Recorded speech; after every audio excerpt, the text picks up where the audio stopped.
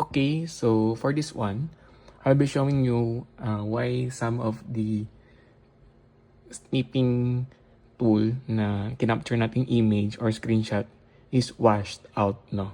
So I have here a website. For example, I'm creating a document, then kunyari snipping tool ko tong image dito, and then ika-copy paste natin siya, no, dito sa Word ko.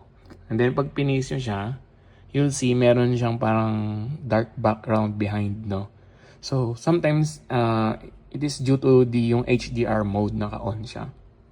So punta lang kayo sa Windows and then type nyo lang yung HDR.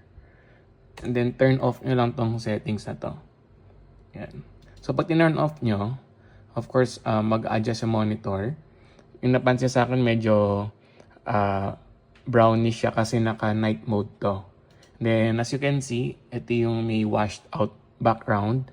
Then pag pinerform ulit yung snipping tool with naka-turn off na yung HDR natin, pag kinapin nyo to dito sa baba, ayan, nakita nyo, wala na yung washed out, yung parang background na dark.